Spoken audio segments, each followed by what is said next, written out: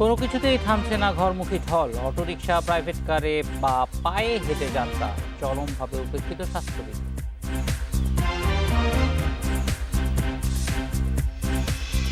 চীন বিরোধী কোয়াড জোটে গেলে ঢাকা বেইজিং সম্পর্কে নেতিবাচক প্রভাব পড়বে। টিকা নিয়ে ব্রিফিংয়ে চীনের হুঁশিয়ারি।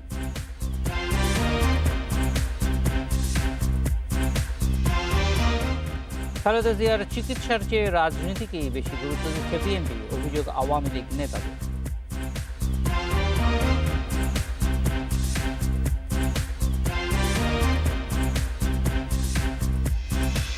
স্বাগত বিরতিহীন রাত ৯টায় বাংলাদেশে শুনছিলেন শিরোনাম, এবার বিস্তারিত।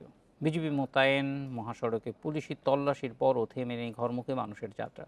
সিএনজি, অটোরিকশায় বা প্রাইভেট কারে কিংবা পায়ে হেঁটে যে যেভাবে পারছেন ছুটছেন পদ্মা, শিমুলিয়া, পাটুরিয়া, ফেরিঘাটে। ঘাট এলাকা ও ফেরিতে হাজারো মানুষের ভিড়ে চরমভাবে উপেক্ষিত স্বাস্থ্যবিধি। এ দৌড় ফেরি ধরার জন্য। যে কোনো মূল্যে উঠতে হবে ফেরিতে, যত কষ্টই হোক না কেন পৌঁছাতে হবে বাড়ি। আমি আসি আপনার আদ্রপুর থেকে। আমি যাবো সাতক্ষীরা। সিএনজি যাওয়া লাগবে, কষ্ট করে যাওয়া লাগবে। ঢাকা থেকে মানিকগঞ্জের পাটুরিয়া ফেরিঘাটে পৌঁছানোর পথে রয়েছে বিজিবির ৩টি চেকপোস্ট। সেখানে জিজ্ঞাসাবাদের মুখে পড়ছে ব্যক্তিগত গাড়িগুলো। ফিরিয়ে দেয়া হচ্ছে অনেককে। তবু ঘাটে পৌঁছানোর পর দেখা যায় গাড়ির চেয়ে মানুষের ভিড় বেশি। ভেঙে ভেঙে নানা ভোগান্তির পর ঘাট পর্যন্ত পৌঁছান তারা। নদী পার হয়ে কিভাবে বাড়ি পৌঁছাবেন তা নিয়েও রয়েছে অনিশ্চয়তা। এখন পর্যন্ত এখানেই আসি, এই যে দেখতেছেন তো, আপনারা দেখতেছেন লোকের অরণ্য, কিন্তু সাইরাদের কিন্তু এত ঝামেলা হয় না। নিজের বাড়িতে বা পরিবারের সাথে ঈদের জন্য যাওয়া লাগবে, তো ভেঙে হোক বা যেভাবেই হোক যাওয়া লাগবে। বাড়িতে শুধু ওয়াইফ আর একটা বাচ্চা, তাছাড়া কেউ নেই, না গেলেই নয়। একই অবস্থা দৌলতদিয়া ফেরিঘাটেও। দুপাশেই দেখা গেছে গাড়ির দীর্ঘ সারি। ১৬টির মধ্যে জরুরি সেবার জন্য ২টি ফেরি চালু থাকলেও মানুষের চাপে উঠতে পারেনি অনেক গাড়ি। তবে সকাল থেকেই সবচেয়ে বেশি যাত্রীর চাপ শিমুলিয়া ঘাটে। স্বাস্থ্যবিধি না মেনে গাদাগাদি করে ফেরিতে ওঠেন শত শত যাত্রী।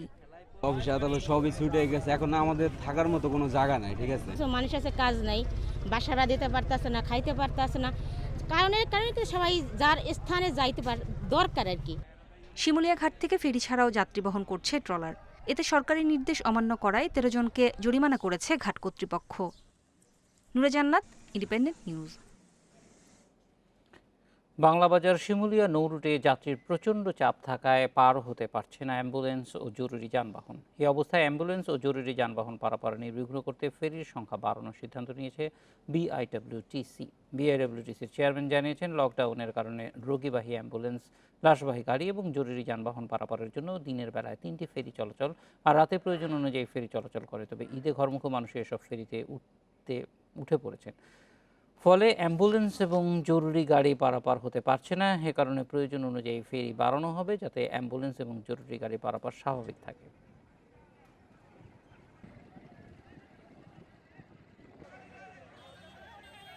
রিজার্ভ রেখেছি আগে রুগী আর এই অ্যাম্বুলেন্স যাওয়ার জন্য।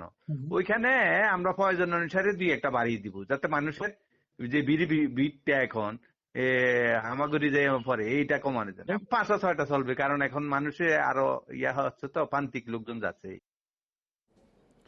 ঈদে ঘরমুখী মানুষের ঢল কোনোভাবেই থামানো যাচ্ছে না। করোনার সংক্রমণ ঠেকাতে দূরপাল্লার যান চলাচল বন্ধ রাখা হলেও বাধা কাজে আসছে না। হেঁটে, মোটরসাইকেলে, খোলা ট্রাকে যে যেভাবে পারছে বাড়ির পথে ছুটছে। করোনা আতঙ্ক, সড়কে ভোগান্তি, বাড়তি ভাড়া আর ফেরি বন্ধ জেনেও ঝুঁকি নিয়েই ঢাকা ছাড়ছে মানুষ। গত কয়েকদিনের মতো সোমবারও ঘরমুখী যাত্রীদের ঢল নামে সড়কে। তীব্র রোদ আর গরম উপেক্ষা করেই যে যেভাবে পারছে বাড়ির পথে ছুটছে। এমনকি শিশু ও বয়স্কদের দীর্ঘ পথ হেঁটেই রওনা দিতে দেখা যায়। ভোগান্তির তো ভাইয়া শেষ নাই। কালকে সারাটা দিন টার্মিনালে ঘোরাঘুরি করছি, গাড়ির টিকিট পাই না। শেষে আপনার কক্সবাজার থেকে একটা হাইস ঠিক করছি, 3,500 টাকা করে নর্থ বেঙ্গলে নামাই দিবে আর কি। ভোগান্তি তো একটু হচ্ছে, কিন্তু বাড়িতে যাওয়াই লাগবে, কারণ সারা বছর কাস্টম করছি, ঈদের সময় বাড়িতে যাওয়াই লাগবে। বড় লোকের গাড়ি থেকে করোনা নাই, প্রাইভেট কারে কই আছে, কই হ্যাঁ প্রাইভেট কার চলে কেন? প্রাইভেট কার কেন চলে? তাহলে আমরা গরিবের এই যে ঈদে কোরবানিতে বাড়ি যেতে পারবো না কেন? দূরপাল্লার বাস না চললেও মোটরসাইকেল, পিকআপ ভ্যান, মাইক্রোবাসে করে অন্য জেলায় রওনা দিচ্ছে। এতে গুনতে হচ্ছে 3 থেকে 4 গুণ বাড়তি ভাড়া। বাসে ভাড়া 350 ছিল, হয়তো মাইক্রোতে 1000 নেবে, সেখানে যাচ্ছে 2500 টাকা যাচ্ছে। বাসের দলে পুলিশই ধরে, বাসে গেলে এই কারণে আমরা সরাসরি পাটুরিয়া নামাই দিতে আসি। আরিচা ঘাটে যেমন বাইকের ভাড়া চাই হচ্ছে 1500 টাকা, আরিচা ঘাটে 1500 টাকা স্যার। পুলিশের যুক্তি, দূরপাল্লার বাস বন্ধ থাকায় কারো যাওয়ার সুযোগ নেই। তবে বাস্তব চিত্র ভিন্ন। ব্রিজের এই পারের থেকে হেমায়তপুর নেয় 50 টাকা, 100 টাকা পুলিশ দাঁড়ানো থাকে, তাহলে শুধু ব্রিজটার উপর কি করো না, না এটা একটা ইনকাম খুলে দিচ্ছে সরকার কোনটা? ঢাকার কোনো গাড়ি বাইরে যাবে না, সেটা যাচ্ছে না। এখন একটা লোক হেঁটে যাচ্ছে, সে এখন কি সে কোথায় যাচ্ছে? এই পাশে তার বাসা থাকতে পারে, তার কাজ থাকতে পারে, এখন কি জন্য যাচ্ছে সেটা তো ওদের বিষয়। এভাবে ঝুঁকি নিয়ে গাদাগাদি করে বাড়ি ফেরায় ঈদের পর করোনা সংক্রমণ বাড়তে পারে বলে শঙ্কা জনস্বাস্থ্য বিশেষজ্ঞদের। Jahidul Bashar, Independent News, Dhaka.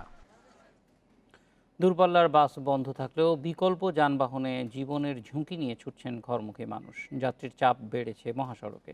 দূরপাল্লার বাস বন্ধ থাকায় ভোগান্তিতে সঙ্গী করেই ছুটছে গন্তব্যে। যানবাহন গুনতে হচ্ছে কয়েক গুণ বাড়তি ভাড়া। করোনা সংক্রমণের ঝুঁকি আর ঘরে থাকার রাষ্ট্রীয় আহ্বান, কোনো কিছুই আমলে নিচ্ছে না এক শ্রেণীর মানুষ।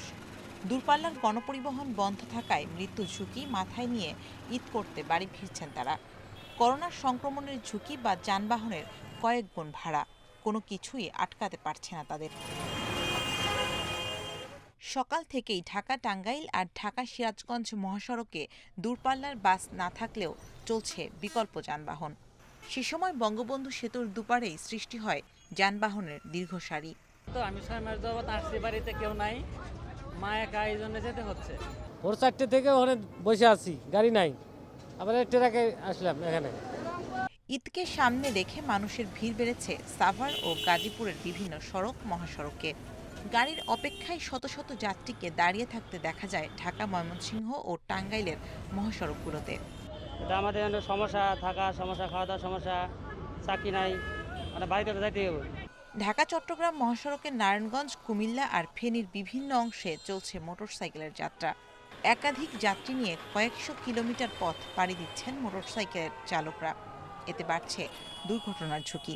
সবাই সাথে একসাথে ঈদ করবো, একটা আনন্দ বেশি, কারণ লাস্টে তো বাড়িতে যাইতে হবে, যত কষ্ট। বাৎসরিক একটা ঈদ সেলিব্রেশনটা একমাত্র বাসায় গেলেই জমবে, এই কারণেই যাওয়া। পরে যেহেতু দূরপাল্লার বাস বন্ধ আছে, আর যদি মাইক্রো বাস এবং প্রাইভেট কারে কোনো যাত্রী নিতে পারে না, আমরা সেই দিকে লক্ষ্য রাখতেছি। এরকম পরিস্থিতি আমরা হতে দেবো না। দেশের বিভিন্ন সড়ক মহাসড়কগুলোতে আইন শৃঙ্খলা বাহিনীর টহল আটকাতে পারছে না বাড়ি ফেরার ঢল। Shamima Rahman, independent news. ঈদকে সামনে রেখে রাজধানীর শপিং মল আর মার্কেটে ভিড় বেড়েই চলেছে। ক্রেতা বিক্রেতা প্রায় সবার মুখে মাস্ক থাকলেও সামাজিক দূরত্ব মানার ধৈর্য কারণেই। পর্যাপ্ত জায়গা থাকলেও জটলা করছেন এক জায়গায়, ফলে বাড়ছে করোনার ঝুঁকি। ক্রেতা সমাগম বাড়ায় বেচাকেনা ভালো হচ্ছে বলে জানিয়েছে ব্যবসায়ীরা। রাজধানীর অভিজাত এই শপিং মলের প্রবেশ মুখে করোনার স্বাস্থ্যবিধি মেনে চলার কড়াকড়ি, কিন্তু ভেতরের পরিস্থিতি ভিন্ন। ঈদ যতই ঘনিয়ে আসছে, শপিং মলে ক্রেতার ব্যস্ততাও ততই বাড়ছে। ভিড় এড়াতে মার্কেট কর্তৃপক্ষ লিফট বন্ধ রাখলেও চলন্ত সিঁড়িতে মানুষের ঠাসাঠাসি ভিড়। বড় পরিসরের এই মার্কেটে সামাজিক দূরত্ব বজায় রাখার সুযোগ থাকলেও তাতে আগ্রহ কম ক্রেতাদের। যেহেতু সামনে ঈদ আসছে, ঈদ উপলক্ষে একটু কেনাকাটা করা লাগে, সেই জন্য আজকে বন্ধর দিন, হয়তো সময় পায় না ব্যস্ততার কারণে, আজকে সেই জন্য আসা। নিজেরাও মানে যথেষ্ট চেষ্টা করতেছি যাতে সেফটি মেনটেন করে আসলে মুভ করা যায়। আর অন্যান্যবার যেটা দেখা যায় যে অনেকবার মার্কেটে আসা হয়, কিন্তু এবার এই পরিস্থিতির কারণে দেখা গেছে না আসলেই নয়, এই যে একদিনে এসছি এটাই শেষ। আমি মনে করি যে সবাই একটু দূরত্ব বজায় রাখুক, যেটা দরকার এটার জন্য আসুক, যেটা দরকার নাই বাসায় বসে থাকুক। করোনায় ব্যবসা ভালো যায়নি গত 2 বছরে, তাই এবার অনেক প্রতিষ্ঠানই দিয়েছে নির্দিষ্ট পণ্যের উপর মূল্য ছাড়। তাতে বেড়েছে ক্রেতা সমাগম। লকডাউন অনুযায়ী এখন মোটামুটি ভালোই যাচ্ছে। এখন যেহেতু লকডাউন উঠিয়ে দিয়েছে, কাস্টমারদের রাশও আস্তে আস্তে বাড়তেছে, তো সেই অনুযায়ী আমি মনে করি ভালোই যাচ্ছে। আগের তুলনায় এখন সেল ভালো আমাদের। বিগত লাস্ট 1 সপ্তাহ ধরে আমরা ভালো সেল করতেছি। আমরা বলে দিচ্ছি সামাজিক দূরত্ব মেনটেন করার জন্য, এবং আমাদের প্রত্যেকটা ফ্লোরে কিন্তু আমরা স্টিকার লাগিয়ে দিয়েছি যে সামাজিক দূরত্ব রাখার জন্য, আর মাস্ক অবশ্য বাধ্যতামূলক আমরা করে দিয়েছি। দর্শনার্থীদের মাস্ক পরাতে মার্কেট কর্তৃপক্ষের তৎপরতা দেখা গেলেও ভিড় নিয়ন্ত্রণে দেখা যাচ্ছে উদাসীনতা। Sultana Jahan Mitu, Independent News, Dhaka. Corona ঝুঁকির মধ্যেও জমে উঠেছে ঈদের কেনাকাটা। ক্রেতার উপচে পড়া ভিড় দেশি ব্র্যান্ড ও বুটিক হাউসগুলোতে। ফুটপাতেও কেনাকাটার ধুম, তবে বিপাকে পড়েছেন নন ব্র্যান্ডের দোকানগুলো। ব্যবসায়ীরা বলছেন করোনার আয় কমে যাওয়ায় ক্রেতা হারিয়েছেন তারা। রাজধানীর নিউ মার্কেটের কাপড়ের দোকান লিলি স্টোর। সোমবার দুপুরে প্রায় আধা ঘন্টা আমরা অপেক্ষা করি এই দোকানের সামনে। দু একজন ক্রেতা এলেও কাপড় বিক্রি হয়নি। বিক্রেতা মঈনুদ্দিন জানান, ৩৫ বছরের অভিজ্ঞতায় এমন ঈদ নেই। মধ্যবিত্ত যারা আমাদের মতো যারা বা তার নিম্ন যারা আছে তাদের ইনকাম সোর্স অনেক কমে গেছে। মানে উৎফুল্লভাবে যে শপিং করবে সেটা তাদের জোনে করার মতো। লিলি স্টোরের সামনেই খোলা জায়গায় আছে দুটি কাপড়ের দোকান। প্রতি মুহূর্তে ক্রেতা আসছেন সেখানে, হচ্ছে বেচা কেনাও। আমাদের এখানে বেশিরভাগই বাইরের প্রোডাক্ট, মানে আপনার চায়না প্রোডাক্ট মাল তৈরি হয় এবং কোয়ালিটিফুল কাপড় এগুলো ভালো পাওয়া যায়। দাম আপনার সীমিতের ভিতরে 500-600। ঢাকা কলেজের উল্টো দিকে Mirpur road, science lab, elephant রোডের ফুটপাতের চিত্র একই রকম। শার্ট, টি শার্ট, পায়জামা, পাঞ্জাবি সহ নানা ধরনের পোশাক বিক্রি হচ্ছে বহু দোকানে। বিক্রেতাদের বেশিরভাগই সন্তুষ্টির কথা জানান। আমার তো সবসময় শার্ট, এবার শার্টের পাশাপাশি পায়জামা তুলছি, ট্রাউজার, সাদা পায়জামা, বেচা কিনা মোটামুটি ভালো। খুব মানে করুণ অবস্থায় আছে মানুষ, তাই আমরা স্টোরের মালগুলো খুব কম দামে সেল দিই, যাতে গরিব দুঃখী সবাই যাতে মানে কমের মধ্যে নিয়ে পড়তে পারে। ফুটপাতের মতো বেচা কেনার ধুম পড়েছে ব্র্যান্ড শপেও। কোনো কোনো দোকানে ঢুকতে হচ্ছে লাইনে দাঁড়িয়ে। ক্রেতার চাপে সামাজিক দূরত্ব মেনে চলার সুযোগই থাকছে না। টিনেজদার যারা আছে তাদের জন্যই করতেছে। হ্যাঁ, আমাদের পুরো স্লিম ফিট যারা টিনেজ আছে ওদের জন্যই করতেছে, সেগুলো ভালো চলতেছে। ক্যাজুয়াল প্রোডাক্টগুলো আমাদের ভালো চলে। এলিফ্যান্ট রোড সহ ঢাকায় নন ব্র্যান্ডের কাপড়ের দোকান হাজারো। বেশিরভাগ বিক্রেতাই উদ্বিগ্ন ভবিষ্যৎ নিয়ে। সারা বিশ্বের প্রেক্ষাপটে করোনা ভাইরাসের যে একটা মহামারী, এটা মধ্যবিত্তরাই বেশি ক্ষতিগ্রস্ত। কারণ আমাদের এই মার্কেটের আশেপাশে যারা আছে একটু ব্যবসায়িক হতাশায় আছি। বিক্রেতারা বলছেন করোনা আসার পর থেকেই কঠিন সংকটে তারা, অথচ ব্যবসা টিকিয়ে রাখতে কোনো সহযোগিতাই পাচ্ছেন না। Ruhul Amin, independent News, Dhaka. জুলাইয়ের আগে আসছে না চীনের সিনোফার্ম থেকে কেনা করোনার টিকা। বাংলাদেশ সরকারের সিদ্ধান্ত নিতে দেরি করার কারণে টিকার লম্বা সিরিয়ালে পড়তে হয়েছে বলে জানান চীনের রাষ্ট্রদূত লি জিমিং। ভার্চুয়াল প্ল্যাটফর্মে আয়োজিত এক মতবিনিময়ে লি জিমিং আরও মন্তব্য করেন, চীন বিরোধী কোয়াড জোটে বাংলাদেশ শামিল হলে ঢাকা বেইজিং সম্পর্কে নেতিবাচক প্রভাব পড়বে। বুধবার চীন থেকে আসছে উপহারের 5 লাখ ডোজ করোনা টিকা। তবে সহসা আসছে না দেশটি থেকে সরকারি পর্যায়ে কেনা টিকা। এজন্য আরও অপেক্ষা করতে হবে বলে জানিয়েছেন ঢাকায় নিযুক্ত দেশটির রাষ্ট্রদূত লি জিমিং। ডিপ্লোম্যাটিক করেসপন্ডেন্স অ্যাসোসিয়েশন ডিকাপ আয়োজিত ডিকাপ টকে অংশ নিয়ে তিনি জানান, G2G কিংবা বাণিজ্যিকভাবে চীন বাংলাদেশকে টিকা দিতে প্রস্তুত, কিন্তু শুধুমাত্র সিনোফার্মের টিকাই জরুরি ব্যবহারের অনুমতি দিয়েছে বাংলাদেশ। তাও এই সিদ্ধান্ত নিতে বাংলাদেশ সময় নিয়েছে 3 মাস, আর এতেই তৈরি হয়েছে জটিলতা। সিনোফার্মের টিকা পাওয়ার জন্য আন্তর্জাতিক বাজারে ক্রেতাদের দীর্ঘ লাইন তৈরি হয়েছে, আর স্বাভাবিকভাবেই বাংলাদেশ সেই লাইনের অনেক পেছনে পড়ে গেছে। তাই সরকারি পর্যায়ে চীন থেকে কেনা টিকার প্রথম চালান হাতে পেতে আরও কিছু সময় অপেক্ষা করতে হবে। আলোচনা চালিয়ে যাচ্ছি, মনে হচ্ছে ডিসেম্বরের অনেক আগেই আমরা পারব, তবে দুর্ভাগ্যজনকভাবে জুলাইয়ের আগে সেটা হবে না। এ সময় তিনি আরও জানান, চীন সিনোভ্যাক ভ্যাকসিন দেওয়ার প্রস্তাব দিলেও বাংলাদেশ জরুরি ভিত্তিতে এই টিকা পেতে অনুমতি দেয়নি, তাই শীঘ্রই এটি পাওয়ার সম্ভাবনা নেই।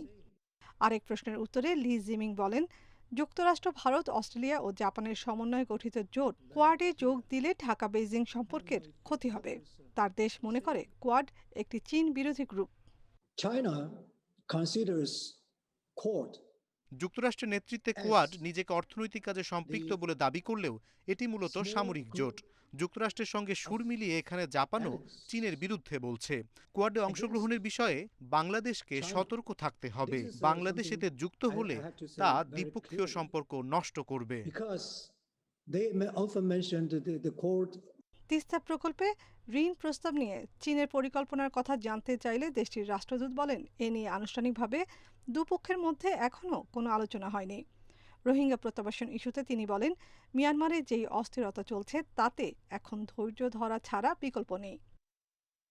Nafiza Daula, independent News, Dhaka.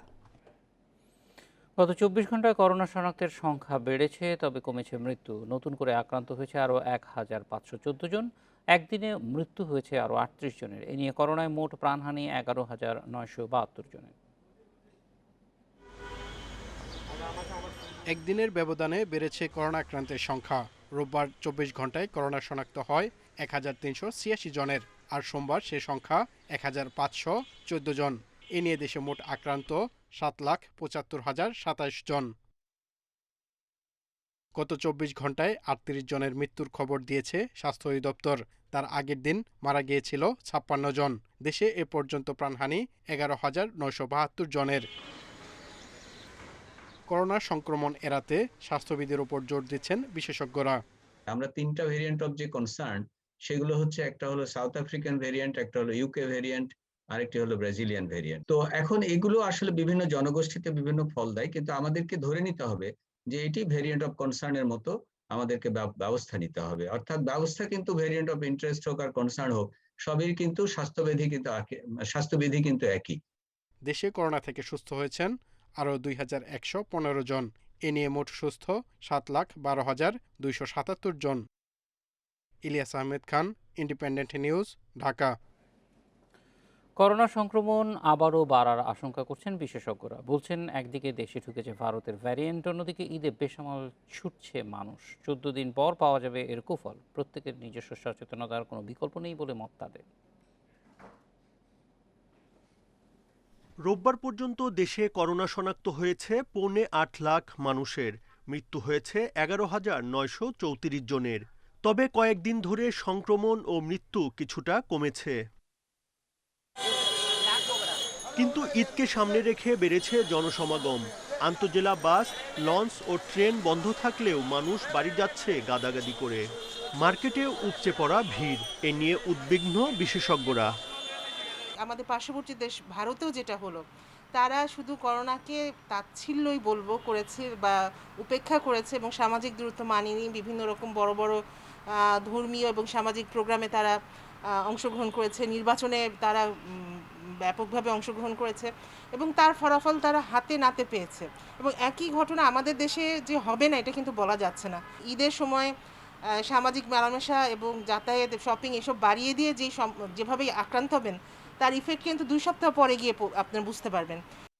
করোনার ভারতীয় ধরন ছড়িয়ে পড়লে মোকাবেলা করা কঠিন হবে বলে আশঙ্কা বিশেষজ্ঞদের। সবাইকে স্বাস্থ্যবিধি মেনে চলার পরামর্শ।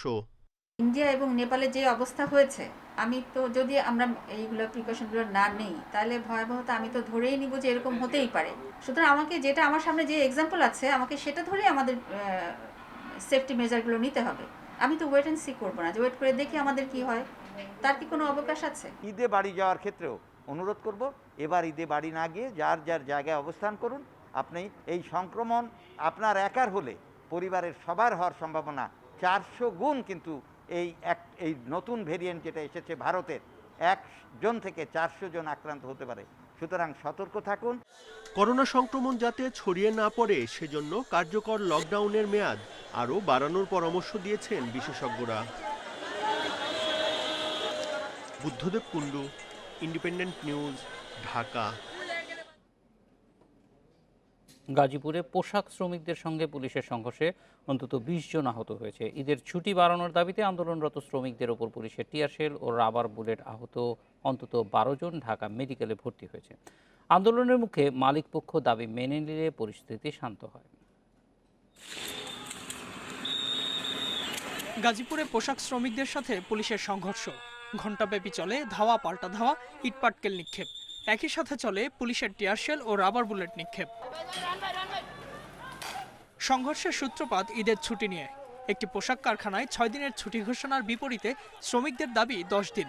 বাড়তি ছুটির দাবিতে কাজ বন্ধ রেখে টঙ্গীর মিলগেট এলাকায় আন্দোলন শুরু করেন শ্রমিকরা। এ সময় তারা ঢাকা ময়মনসিংহ মহাসড়ক অবরোধ করে। পুলিশ তাতে সরিয়ে দিতে গেলে শুরু হয় সংঘর্ষ। তাদের ছুটির দাবি ছিল হচ্ছে 10 দিন। কর্তৃপক্ষ ইতিমধ্যে 7 দিনের ছুটি ঘোষণা করেছে, কিন্তু শ্রমিকরা এই ছুটিটা না মেনে তারা উত্তেজিত হয়ে যায়, গার্মেন্টস ভাঙচুর করে। যানমাল রক্ষা এবং নিজেদের নিরাপত্তার স্বার্থে আমাদের কিছু গ্যাস সেল এবং রাবার বুলেট ছোড়া হয়। সংঘর্ষে অন্তত ২০ শ্রমিক আহত হন। স্থানীয় কয়েকটি হাসপাতালে চিকিৎসা নেন অনেকে। এছাড়াও আহত ১২ জনকে ঢাকা মেডিকেলে নেওয়া হয়। আরেকজনকে গুলি মারতেছে, ওই জায়গায় আমি গেছি, মানে দরবার পুলিশ হুইরে আমার পায়ে পড়ছে। পুলিশ আমাদের উপর হয়তো আমাদের ওই কোম্পানির অর্ডারে হয়তো ওরা ধরা গুলি ছুটছে, তারা অনেক লোক আহত হয়েছে। গুলি করছে, গুলি করার পরে আমাদের পোলাপান একটু ভাঙাচোরা করছে, তারপরে মনে করেন 2 গেট থেকে পুলিশ ঢুইকা আচমকা গুলি করছে, এরকম শত শত লোক আহত হয়েছে। শ্রমিকদের ছড়া ইটপাটকেলে আহত হন 5 পুলিশ সদস্য। Ijazur Rahman, independent News, Dhaka. নির্ধারিত সময়ের মধ্যে বেতন বোনাস দিতে পারেনি অনেক পোশাক কারখানা। বিজিএমইএ সভাপতি ফারুক হাসান জানিয়েছে, সোমবারের মধ্যে 90% কারখানা এপ্রিলের বেতন দিয়েছে, আর ঈদ বোনাস দিয়েছে 92% কারখানা। গণমাধ্যমে পাঠানো এক ভিডিও বার্তায় এই তথ্য জানান ফারুক হাসান। তিনি বলেন, করোনার কারণে ক্রয়াদেশ কমে যাওয়ায় বেতন ভাতা পরিশোধে সমস্যায় পড়েছে পোশাক কারখানাগুলো। যেসব কারখানা বেতন ভাতা দিতে পারেনি সেগুলো নজরদারির আওতায় আছে বলে জানান তিনি। ফারুক হাসান বলেন, শ্রমিকদের বেতন ভাতা পরিশোধে কাজ করছে বিজিএমইএ। এর আগে 29 এপ্রিল ত্রিপক্ষীয় পরামর্শক কমিটির সভায় 10 মের মধ্যে পোশাক সহ সব খাতে শ্রমিকদের বেতন বোনাস পরিশোধের আহ্বান জানান শ্রম ও কর্মসংস্থান প্রতিমন্ত্রী বেগম মন্নুজান সুফিয়ান। হাজারো সমস্যা সত্ত্বেও 90% পোশাক কারখানায় এপ্রিল মাসের বেতন অলরেডি প্রদান করা হয়েছে এবং প্রায় 92% কারখানায় বোনাস প্রদান করা হয়েছে। কিছু ফ্যাক্টরিতে বেতন প্রদান করার সমস্যার সম্মুখীন হচ্ছে, সেগুলো আমরা নজরে রেখেছি এবং সমস্যা সমাধানের চেষ্টা করছি। খালেদা জিয়ার চিকিৎসার চেয়ে রাজনীতিকেই বিএনপি নেতারা বেশি গুরুত্ব দিচ্ছেন বলে মন্তব্য করেছেন আওয়ামী লীগের সাধারণ সম্পাদক ওবায়দুল কাদের। তিনি বলেন, এ বিষয়ে নতুন করে বলার কিছু নেই। অপরদিকে আওয়ামী লীগের সভাপতিমণ্ডলীর সদস্য ডক্টর আব্দুর রাজ্জাক বলেছেন, খালেদা জিয়ার বিদেশে চিকিৎসার বিষয়ে আইন অনুযায়ী যা হওয়া তাই হবে। সকালে দলের কেন্দ্রীয় কার্যালয়ে এক অনুষ্ঠানে এসব কথা বলেন আওয়ামী লীগের নেতারা। সোমবার সকালে রাজধানীর বঙ্গবন্ধু এভিনিউয়ে আওয়ামী লীগের ত্রাণ ও সমাজ কল্যাণ উপকমিটির অনুষ্ঠানে ভার্চুয়ালি যুক্ত হন ওবায়দুল কাদের। বক্তব্যে বিভিন্ন দলিলে বিএনপি চেয়ারপারসনের 5টি জন্মদিনের কথা উল্লেখ করে 15 আগস্ট জাতীয় শোক দিবসে মিথ্যা জন্মদিন পালনের কঠোর সমালোচনা করেন। বিভিন্ন সময় জন্মদিবস পালনকারী বেগম খালেদা জিয়ার জন্মদিন বিষয়ক আসল সত্য অবশেষে তিনি নিজেই উন্মোচন করলেন। 15ই আগস্টে বেগম খালেদা জিয়ার ভুয়া জন্মদিন পালন করা, জাতির পিতার হত্যাকারীদের উৎসাহিত করা এবং নির্মম সেই হত্যাকাণ্ডকে উপহাস করারই সামিল বলে জনগণ মনে করেন। খালেদা জিয়ার বিদেশে চিকিৎসার প্রসঙ্গেও কথা বলেন আওয়ামী লীগের সাধারণ সম্পাদক। বেগম জিয়ার করোনা নেগেটিভ হওয়া স্বস্তির খবর, আমরা তার সম্পূর্ণ সুস্থতা কামনা করি। তো বেগম জিয়ার বিদেশ যাত্রার ব্যাপারে স্বরাষ্ট্র আইনমন্ত্রীর বক্তব্য সবাই জেনেছেন। এ নিয়ে নতুন করে আমার কিছু বলার নেই। দলের অপর নেতা ডক্টর আব্দুর রাজ্জাকও কথা বলেন বিদেশে চিকিৎসার দাবি প্রসঙ্গে। দোয়া করি উনি সুস্থ হয়ে উঠুন, কিন্তু ওনার নেতা কর্মীরা যারা দিশেহারা, যারা বিভ্রান্ত, তারাই নানানভাবে তার অসুখকে নিয়ে রাজনীতি করতে চায়, সেটিকে আমরা মেনে নিতে পারি না। আইন তার নিজস্ব গতিতে চলবে। খালেদা জিয়ার চিকিৎসার নামে রাজনীতি করার মানসিকতা থেকে বিএনপিকে সরে আসার পরামর্শ দেন আওয়ামী লীগ নেতারা। শাহাদাত স্বপন, ইন্ডিপেন্ডেন্ট নিউজ, ঢাকা। সিসিইউতে চিকিৎসাধীন বিএনপি চেয়ারপারসন বেগম খালেদা জিয়ার শারীরিক অবস্থার উন্নতি হচ্ছে বলে জানিয়েছেন তার ব্যক্তিগত চিকিৎসক। তার ডায়াবেটিসও নিয়ন্ত্রণে আছে। করোনার আক্রান্ত খালেদা জিয়া 27 এপ্রিল থেকে রাজধানীর এভার কেয়ার হাসপাতালে চিকিৎসাধীন। এক পর্যায়ে শ্বাসকষ্ট দেখা দিলে তাকে নেওয়া হয় সিসিইউতে। চিকিৎসকেরা জানিয়েছেন তার করোনা পরবর্তী শারীরিক অবস্থা উন্নতি হচ্ছে। এভার কেয়ার হাসপাতালে 10 সদস্যের মেডিকেল বোর্ডের তত্ত্বাবধানে চিকিৎসা চলছে বিএনপি চেয়ারপারসনের।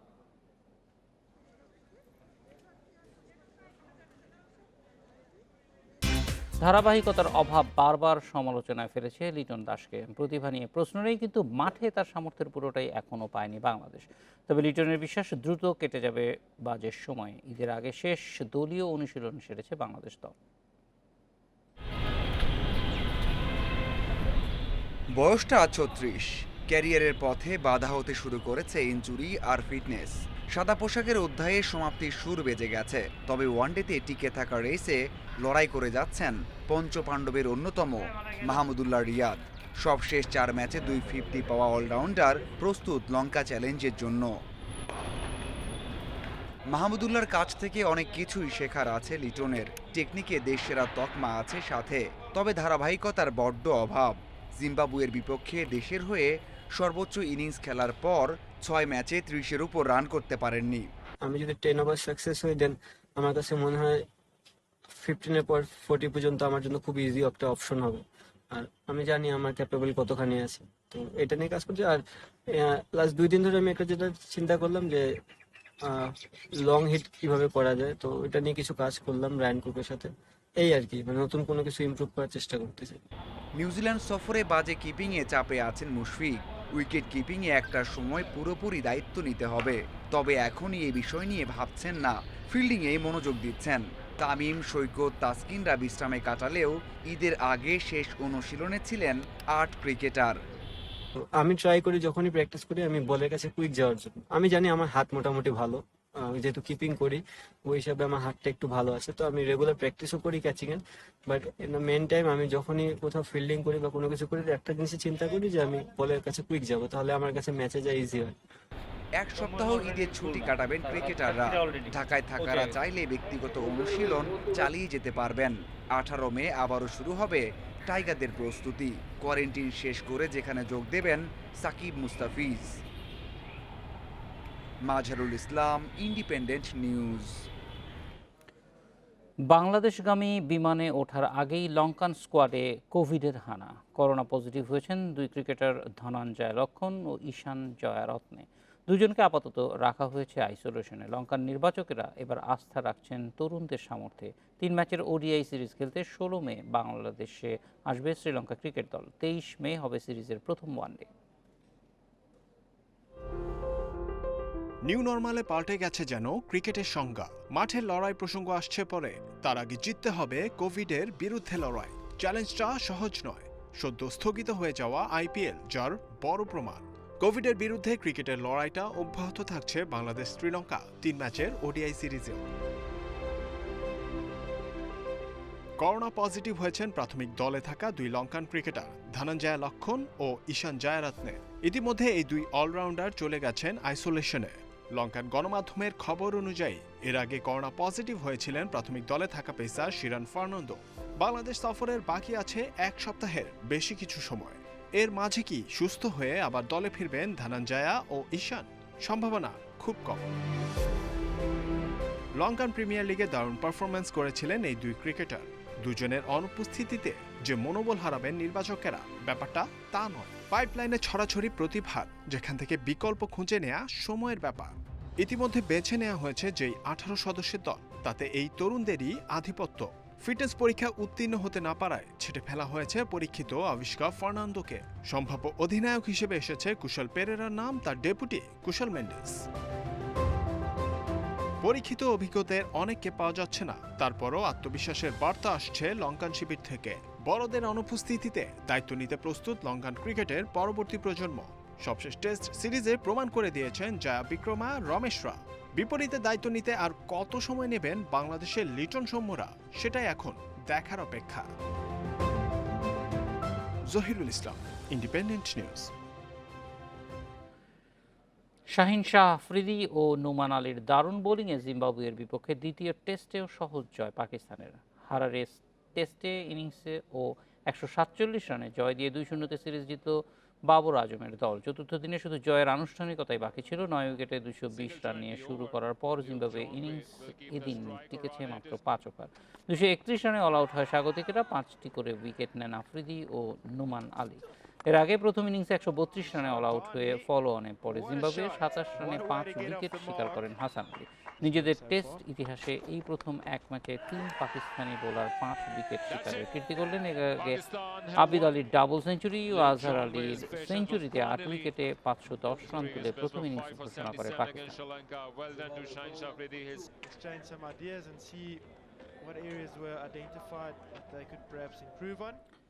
বিশ্বকাপ বাছাইয়ের জন্য 33 সদস্যের প্রাথমিক দল ঘোষণা করা হলেও প্রথম দিন যোগ দিয়েছেন মাত্র 5 ফুটবলার। প্রিমিয়ার লিগের 4টি ম্যাচ শেষ হলে যোগ দেবেন বাকি সদস্যরা। বুধ অথবা বৃহস্পতিবার করোনা পরীক্ষার পর শুরু হবে মাঠের অনুশীলন। কোয়ারেন্টিন শেষে 16 মে দলের সঙ্গে যোগ দেবেন কোচ জেমি ডে। সামনের মাসের শুরুতেই কাতারে বিশ্বকাপ বাছাই পর্বে ভারত, ওমান ও আফগানিস্তানের বিপক্ষে নিরপেক্ষ ভেন্যুতে মাঠে নামবে জাতীয় ফুটবল দল। করোনা প্রোটোকলের কথা মাথায় রেখে আগেভাগেই বায়োবাবুলে ঢুকে অনুশীলন শুরুর পরিকল্পনা। রিপোর্টিংয়ের প্রথম দিনে প্রিমিয়ার লিগের ম্যাচ থাকায় মাত্র 5 জন যোগ দিয়েছেন। আবাহনী বসুন্ধরা কিংসের ফুটবলাররা যোগ দেবেন দ্রুতই। 6টা ম্যাচ আছে, ম্যাচ খেলার পরে প্লেয়াররা রিপোর্ট করবে। আর বসুন্ধরার যে প্লেয়াররা আছে, বসুন্ধরা হয়তো একটি ম্যাচ খেলার কথা আছে, আমি জানি না কবে এটা হবে। এই শিডিউলটা পেলে যদি 12 তারিখ ওদের ম্যাচ হয় তাহলে ম্যাচের পরে জয়েন করবে। আমরা সব প্লেয়ার ক্যাম্পে জয়েন করার পর আমরা তাদেরকে টেস্ট করাবো। টেস্ট করার পরবর্তীতে টেস্ট করানোর রেজাল্টের পরে আমরা হয়তো প্র্যাকটিস গ্রাউন্ডে যাবো। ইন দ্যাট টাইম তারা হোটেলে থেকেই জিম আর সুইমিং এই সেশনটা করবে। মাঠের অনুশীলন শুরু হবে করোনা টেস্টের ফলাফলের পর। তার আগে নিজেদের ফিটনেস ধরে রাখবেন ফুটবলাররা। Head coach Jamie day England থেকে ফিরে 6 দিনের বাধ্যতামূলক কোয়ারেন্টিনে যাবেন। 16 মে বাকি কোচিং স্টাফদের নিয়ে দলের সাথে যোগ দেবেন জেমি। ঈদের আগে মাঠের প্র্যাকটিসটা আমরা যেহেতু সব প্লেয়ার একসাথে পেতে হয়তো 13 তারিখ হয়ে যাবে। 13 তারিখে আমরা কোভিড টেস্ট করাবো। যদি 14 তারিখ ঈদ হয় হয়তো আমরা ওইভাবে মাঠে যেতে পারবো না। তবে আজকে কোচ আসলে, কোচ যেহেতু আজকে আসবে, কোচের সাথে আলাপ করে আমরা শিডিউলটা দিব। 3 জুন আফগানিস্তান, 7 জুন ভারত ও 15 জুন ওমানের বিপক্ষে মাঠে নামবে Jamal সাদরা। Kamrul Hasnat, independent News, Dhaka. Tokyo Olympic দরজায় কড়া নাড়ছে, অথচ আসর নিয়ে দুশ্চিন্তা কাটছেই না। করোনা স্থগিত হওয়া আসর এবছরও গড়াবে কিনা তা নিয়ে সন্দেহ। যদিও জৈব সুরক্ষা বলয়ের প্রস্তুতি নিয়ে অ্যাথলিট ও কর্তৃপক্ষ দুপক্ষই সন্তুষ্ট, কিন্তু করোনা ঝুঁকিতে অলিম্পিক আয়োজনের বিরোধিতায় আন্দোলন করছে টোকিওবাসী। একদিকে করোনার জরুরি অবস্থা, অন্যদিকে চলছে অ্যাথলেটিক্সের টেস্ট রান। আর টোকিওতে অলিম্পিক বিরোধী মুভমেন্টও এখন বেশ জোরালো। সব মিলে আয়োজকরা যতই আসার কথা শোনান, সত্যিকার অর্থে টোকিও অলিম্পিকের আকাশে শঙ্কার কালো মেঘ। তবে 1 বছর পিছিয়ে যাওয়া আসর আয়োজনে চেষ্টার কমতি নেই জাপান সরকার ও অলিম্পিক অ্যাসোসিয়েশনের। এরই মধ্যে দর্শক শূন্য স্টেডিয়ামে হয়েছে পরীক্ষামূলক কার্যক্রম। জরুরি অবস্থার মধ্যেও 420 অ্যাথলিট জৈব সুরক্ষা বলয়ে অংশ নেন বিভিন্ন ইভেন্টে। অ্যাথলিটদের প্রতিদিনই করোনা টেস্ট করা হচ্ছে, তাই আয়োজনে বাধা নেই বলে মনে করেন 39 বছর বয়সী স্প্রিন্টার জাস্টিন গ্যাটলিন। আমেরিকান হয়েও 2004 অলিম্পিকের দ্রুততম মানব দারুণ আশাবাদী এবারের আসন নিয়ে।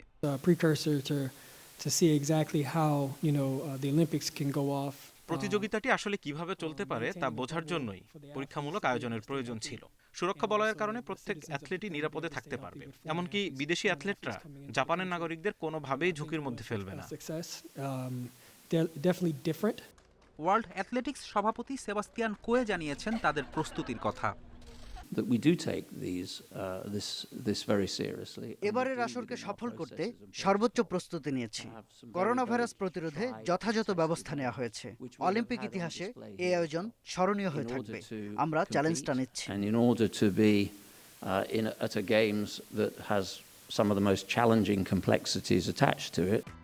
23 জুলাই থেকে অনুষ্ঠেয় টোকিও অলিম্পিক শেষ হবে আগস্টের 8 তারিখ, যেখানে আন্তর্জাতিক কোনো দর্শক থাকতে পারবে না। স্থানীয়দের ব্যাপারে এখনও সিদ্ধান্ত আসেনি। ফেরদৌস ইসলাম, ইন্ডিপেন্ডেন্ট নিউজ। খেলার খবর এই ছিল আমার কাছে। চলে যাব অন্যান্য প্রসঙ্গে।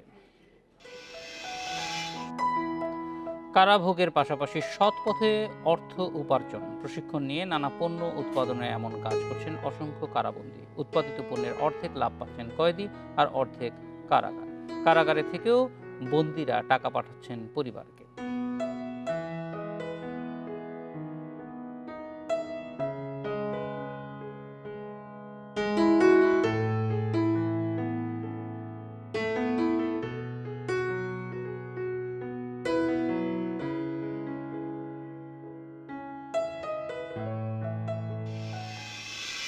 এ নিয়ে প্রতিবেদন থাকছে সংবাদের শেষ অংশে। কুষ্টিয়ার দৌলতপুরে নিখোঁজের 3 দিন পর প্রতিবেশীর রান্নাঘর থেকে 1.5 বছরের শিশু আরাফাতের মরদেহ উদ্ধার করেছে পুলিশ। সকালে উপজেলার দাড়েপাড়া গ্রামে ছপের মালের বাড়ি থেকে মরদেহটি উদ্ধার করা হয়। নিহত ওই শিশু একই গ্রামের শরীফুল ইসলামের ছেলে। গত শুক্রবার থেকে নিখোঁজ ছিল শিশুটি। স্থানীয়রা জানায়, ছপের মালের রান্নাঘর থেকে দুর্গন্ধ ছড়ালে তার স্ত্রী কোহিনূর রান্নাঘরে পুঁতে রাখা বস্তাবন্দি মরদেহটি তুলে আবারও মাটি চাপা দেওয়ার চেষ্টা করে। এ সময় প্রতিবেশীরা দেখে ফেলায় কোহিনূর পালানোর চেষ্টা করে। পরে তাকে আটক করে পুলিশে খবর দেওয়া হয়। কোহিনূর ও তার স্বামী ছপের মাল শিশুটিকে অপহরণের পর হত্যা করে রান্নাঘরে পুঁতে রাখে বলে জানিয়েছে পুলিশ। এ ঘটনায় কোহিনূরকে আটক করা হয়েছে, অপরজন পলাতক রয়েছে।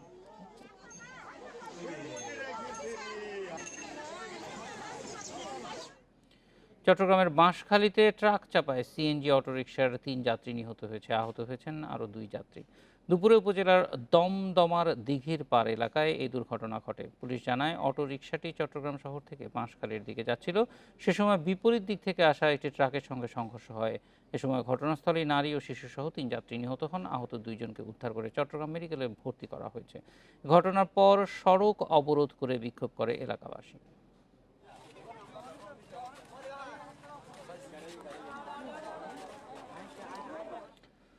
অগ্রণী ব্যাংকের অটোমেশনের কাজ অর্ধেকও শেষ না করে 410 কোটি টাকার বিল তুলে নিয়েছে ফ্লোরা টেলিকম। এদিকে অসমাপ্ত সিস্টেম নিয়ে বিপাকে ব্যাংকটি। কাজ চলছে অর্ধেক ডিজিটাল আর অর্ধেক কাগজে। অনিয়মের বিষয়টি খতিয়ে দেখছে দুর্নীতি দমন কমিশন ও সিআইডি। তদন্তকারীরা বলছে, দুর্নীতির অভিযোগ আনা হতে পারে ফ্লোরা টেলিকমের চেয়ারম্যান এবং ব্যাংকের কয়েক কর্মকর্তার বিরুদ্ধে।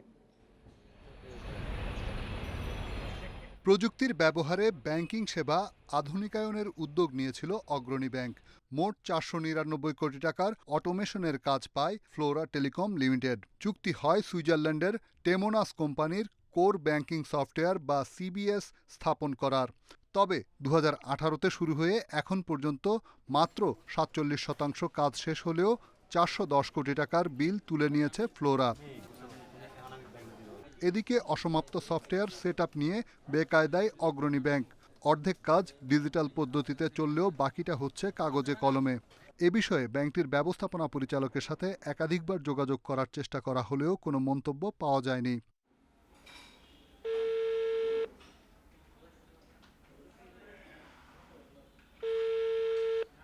সুইস কোম্পানি টেমোনাসের কাছে অগ্রণী ব্যাংকের একটি চিঠি পাঠায় ফ্লোরা।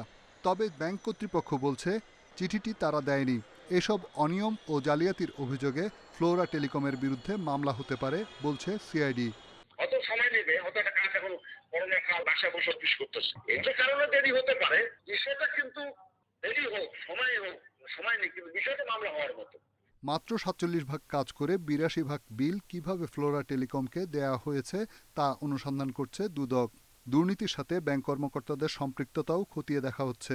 যদি এই ধরনের কোনো অগ্রণী ব্যাংকের অফিসিয়ালস থাকে, অনুসন্ধানে যদি বেরিয়ে আসে, অবশ্যই তাদেরকে ইমপ্লিকেট করা হবে এবং তাদেরকে আইনের আওতায় আনা হবে। তবে নর্মালি আমরা যেটা দেখি, ইন এ ব্যাংকিং কারাপশন অফিসিয়ালসরা ছাড়া এটা অসম্ভব ব্যাপার। এসব অভিযোগ নিয়ে জানতে ফ্লোরা টেলিকমের অফিসে গিয়ে পাওয়া যায়নি মোস্তফা রফিকুল ইসলামকে। এ বিষয়ে কথা বলেননি প্রতিষ্ঠানের আর কোনো কর্মকর্তা। রিশাদ হুদা, ইন্ডিপেন্ডেন্ট নিউজ, ঢাকা। জাপান থেকে এসেছে মেট্রো রেলের দ্বিতীয় চালান। গতকাল বিকেলে মেট্রো রেলের 6টি কোচ নিয়ে একটি জাহাজ মোংলা বন্দরে পৌঁছায়। সেখান থেকে নৌপথে রাজধানীর উত্তরার দিয়াবাড়ি ঘাটে আনা হবে কোচগুলো। জাপানের কোবে বন্দর থেকে আসা এমভি ওশান গ্রেস রোববার দুপুরে মোংলা বন্দরের 7 নম্বর জেটিতে নোঙর করে। এই জাহাজে করে আনা হয়েছে মেট্রো রেলের 6টি কোচসহ আনুষঙ্গিক যন্ত্রপাতি। বিকেলেই শুরু হয় খালাসের কাজ। কোচগুলো নামানোর কাজ শেষ হলে অন্য জাহাজে সেগুলো ঢাকায় আনা হবে। মেট্রো রেলের কোচগুলো তৈরি করেছে জাপানের কাওয়াসাকি মিৎসুবিশি কনসোর্টিয়াম কোম্পানি এবং আমদানিকারক প্রতিষ্ঠান Dhaka mass transit company limited. জাহাজ থেকে বগিগুলো খালাসের কাজে সহায়তা করছে বন্দর কর্তৃপক্ষ। সর্বসাকুল্যে 24টা জাহাজ আসবে, এটা মাত্র সেকেন্ড শিপ। আরও 22টা জাহাজ আসবে আগামী বছরের ভিতরে। মোংলা বন্দর আমাদের সম্পূর্ণ সহযোগিতা করছে জাহাজ বার্দিংয়ের ব্যাপারে, আনবার্দিংয়ের ব্যাপারে। এর আগে 31 মার্চ প্রথম দফায় আসে মেট্রো রেলের 2টি ইঞ্জিন ও 4টি কোচ। আগামী বছরের মধ্যে 24 দফায় মেট্রো রেলের আরও 144টি বগি দেশে আসবে।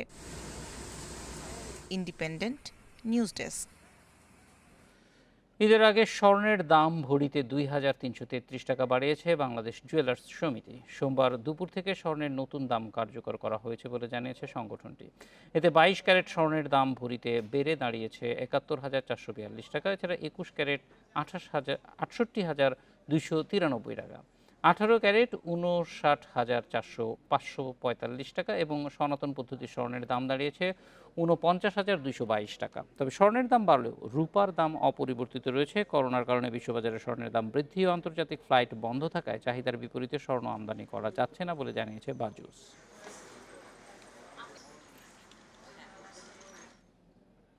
নেপালের পার্লামেন্টে আস্থা ভোটে হারলেন প্রধানমন্ত্রী কেপি শর্মা ওলি। সোমবার তার পক্ষে 93 আর বিপক্ষে পড়ে 124 ভোট। ভোটদানে বিরতি ছিলেন 15 পার্লামেন্ট সদস্য। এর পরপরই পার্লামেন্ট স্থগিত করেন দেশটির প্রেসিডেন্ট বিদ্যা দেবী ভান্ডারী। 271 আসনে হাউস অফ রিপ্রেজেন্টেটিভে উপস্থিত ছিলেন 232 সদস্য। নিম্নকক্ষে সংখ্যাগরিষ্ঠতা প্রমাণে ওলি সরকারের দরকার ছিল 136 ভোট। পুষ্পকুমার দহল প্রচণ্ডর নেতৃত্বাধীন নেপাল কমিউনিস্ট পার্টি মাওবাদী সমর্থন প্রত্যাহার করায় সংখ্যাগরিষ্ঠতা হারায় ওলি সরকার। এজন্য তাকে আস্থার প্রস্তাব উত্থাপন করতে হয়। এর আগে গত বছর নেপালের রাজনৈতিক সংকট তৈরি হলে প্রেসিডেন্টের কাছে হাউস অফ রিপ্রেজেন্টেটিভ ভেঙে দিয়ে 30 এপ্রিল ও 10 মে নতুন করে নির্বাচন আয়োজনের সুপারিশ করেন তিনি।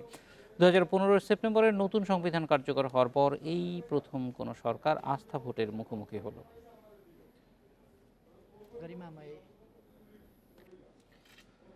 জেলে বসে সৎ পথে টাকা উপার্জন করছেন অনেক কয়েদি। প্রশিক্ষণ নিয়ে নানা পণ্য উৎপাদন করে কয়েদিদের অনেকেই এখন ভালো উপার্জন করছেন। উৎপাদিত পণ্যের অর্ধেক লাভ পাচ্ছেন কয়েদি আর অর্ধেক কর্তৃপক্ষ। তবে মজুরি আরও বাড়ানোর দাবি জানিয়েছে কয়েদিরা।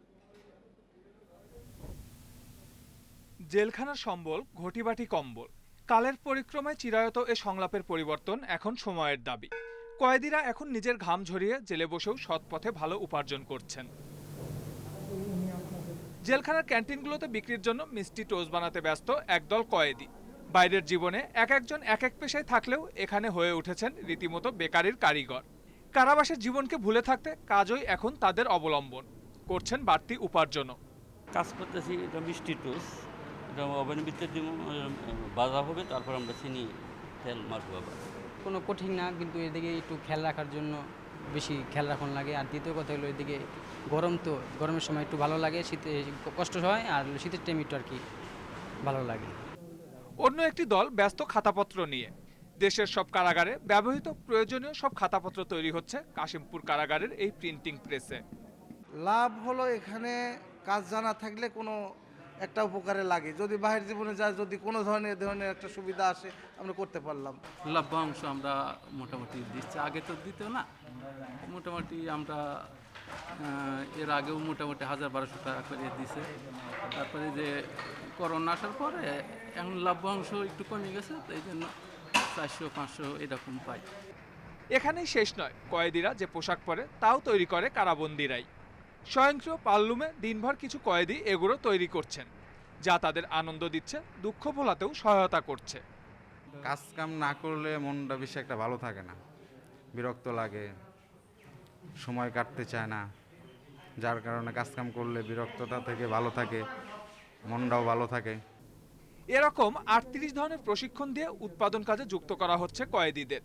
শুরুতে সম্মানী ভাতা তুলনামূলক কম দেওয়া হচ্ছে স্বীকার করে ভবিষ্যতে এ বিষয়ে নজর দেওয়ার আশ্বাস কর্তৃপক্ষের। উৎপাদিত দ্রব্যের যেই লভ্যাংশ, এই লভ্যাংশের 50% যে বন্দি উৎপাদন করে তাকে আমরা এটা এই মোট লভ্যাংশের 50% আমরা তাকে দিয়ে থাকি। এখন যদি এইটা নিয়ে মন্ত্রণালয় পর্যায় থেকে এবং ঊর্ধ্বতন কর্তৃপক্ষ নতুন করে এখনো চিন্তা করে, তাহলে হয়তো চিন্তা করা যাবে। রাখিব নিরাপদ, দেখাবো আলোর পথ, জেলখানার এ স্লোগান এ ধরনের কাজের মধ্য দিয়ে সত্যিকার অর্থে বাস্তবে রূপ পাবে এবং সব সমালোচনার জবাব দেবে, এমন প্রত্যাশা জেল কর্তৃপক্ষের। Suman Tanvir, Independent News, Dhaka. এ ছিল বিরতিহীন রাত 9টায় বাংলাদেশে। ইন্ডিপেন্ডেন্ট টেলিভিশনের সব খবর বিস্তারিত জানতে চোখ রাখুন ফেসবুক, ইউটিউব, টুইটারে।